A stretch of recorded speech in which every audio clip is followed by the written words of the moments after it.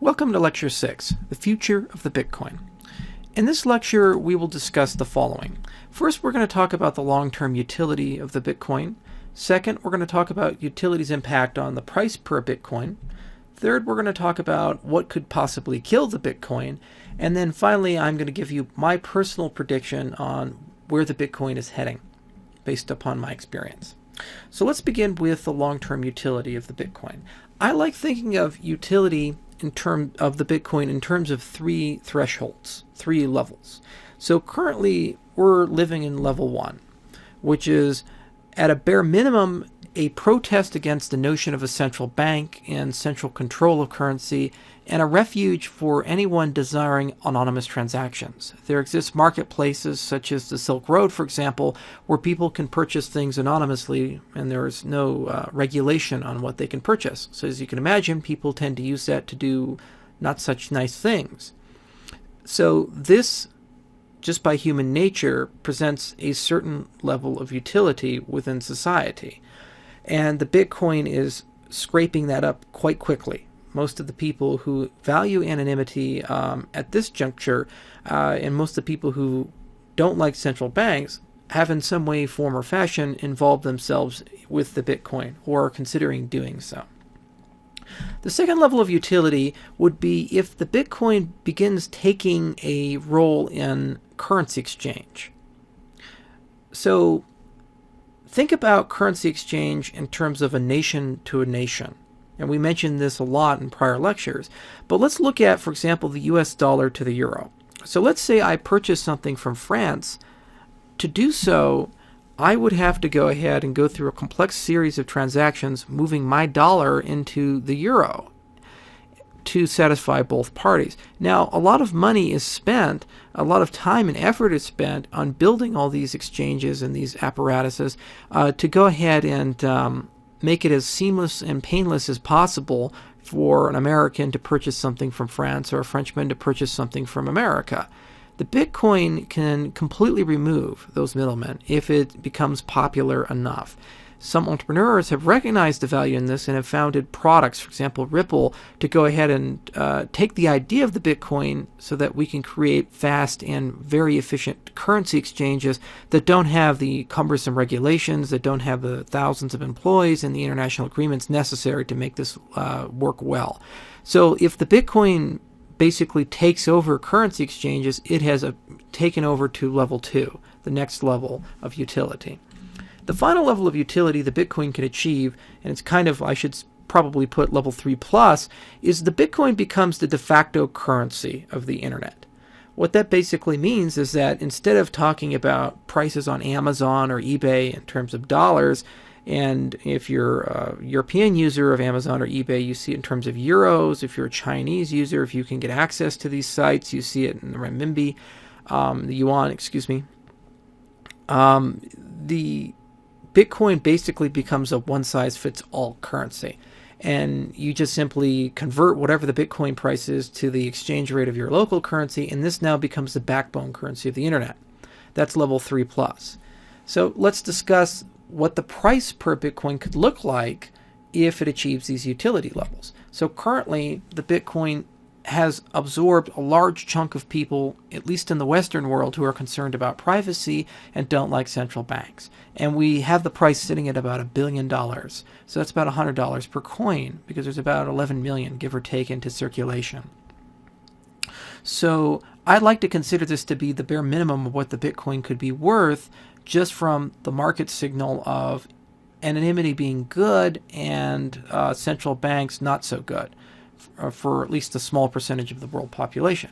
On the internet, that ends up still being a lot of people. So about $100 per coin if it stays at level 1. That's our floor.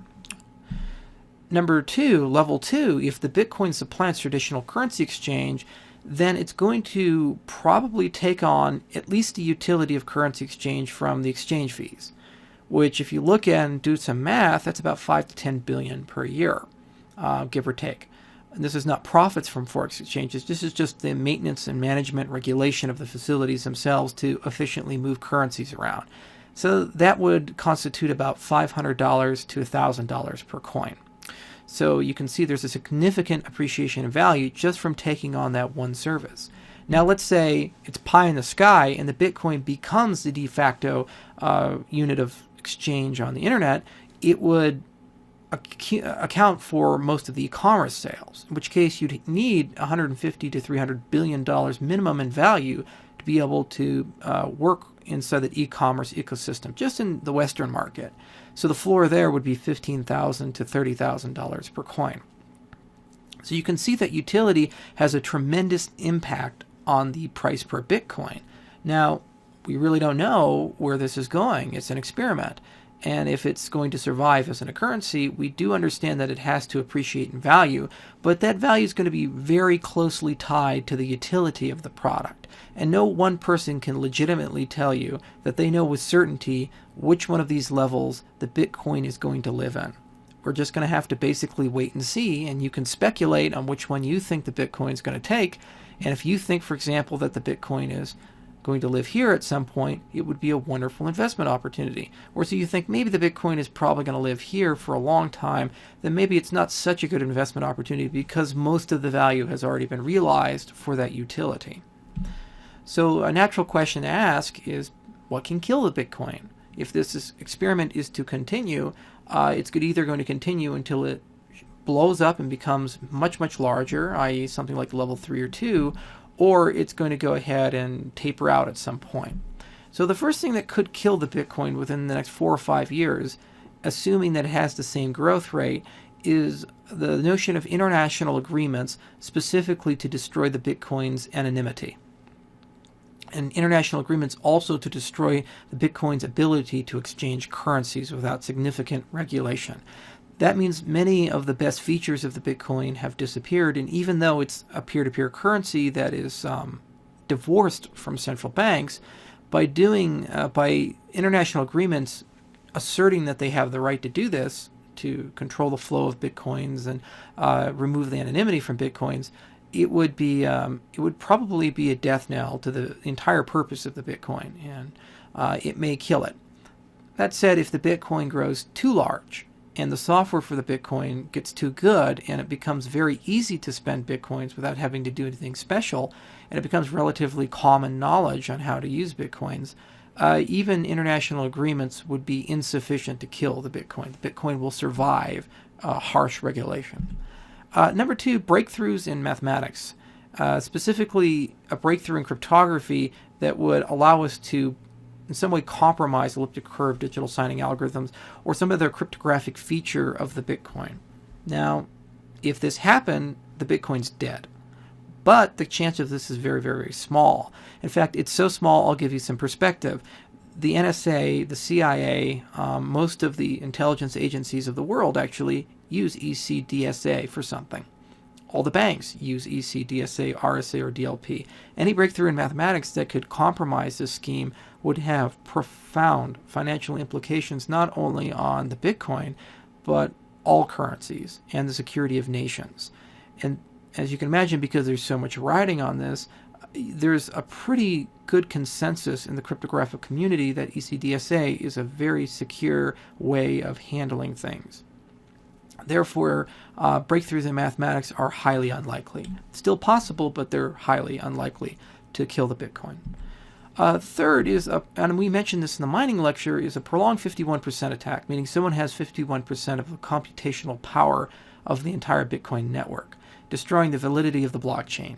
As the Bitcoin survives longer and longer, the amount of power necessary to gain 51% of the network has become considerably higher, to the point where even if you had all the supercomputers in the world working together, you probably, well, I should say the top 10 supercomputers in the world working together, you probably wouldn't even get 51% of the network's power. So there's a very small chance of a 51% attack being possible.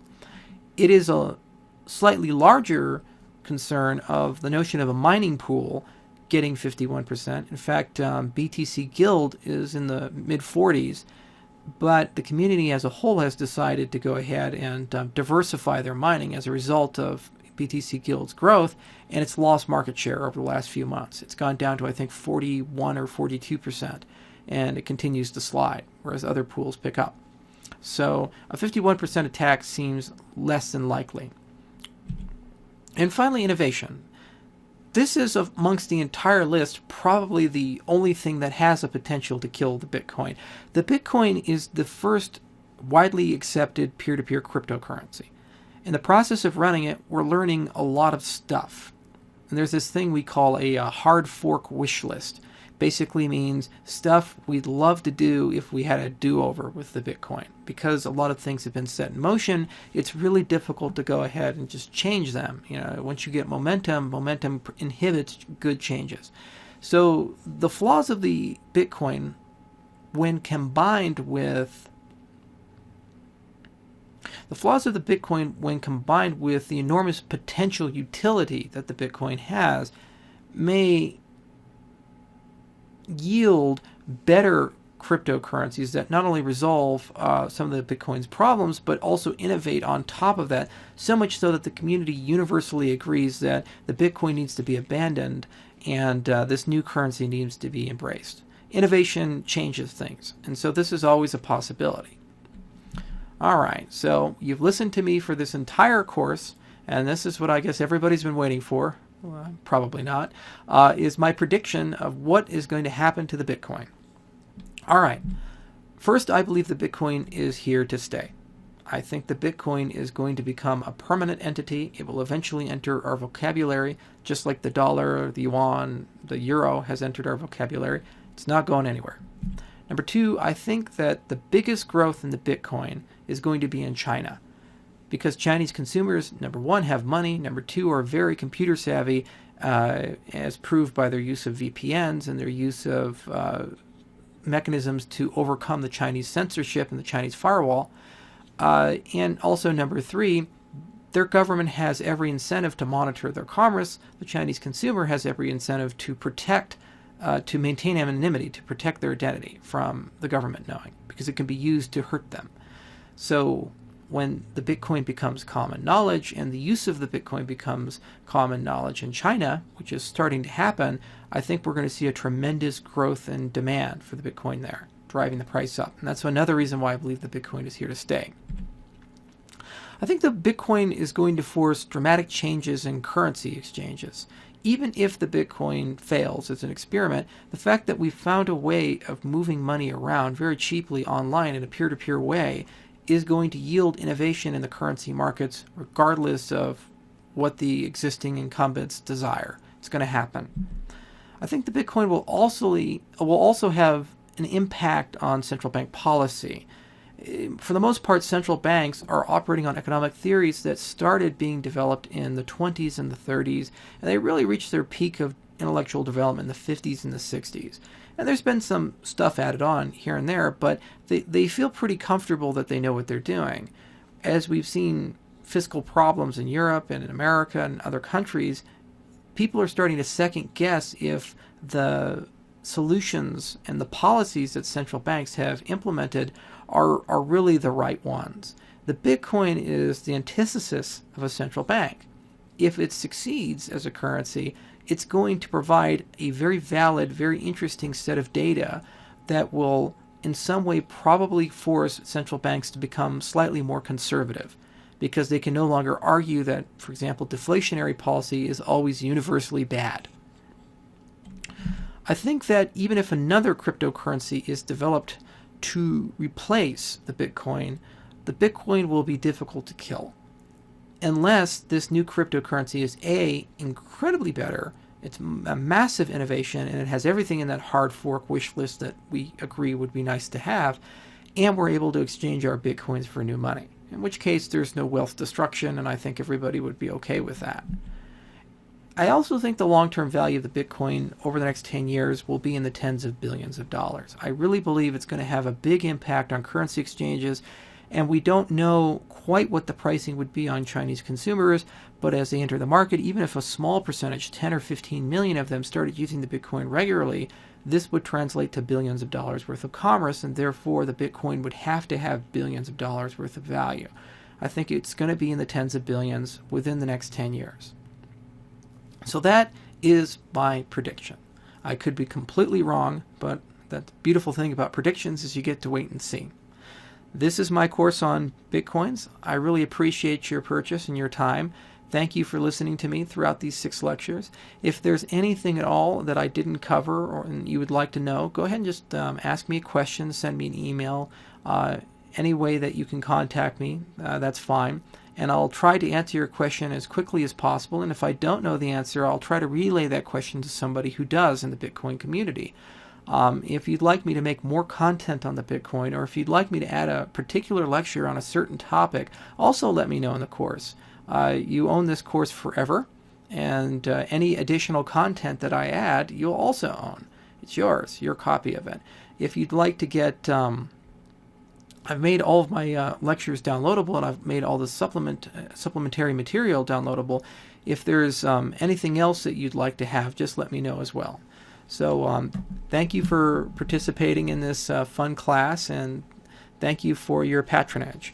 Have a wonderful day, and I hope to hear from all of you soon.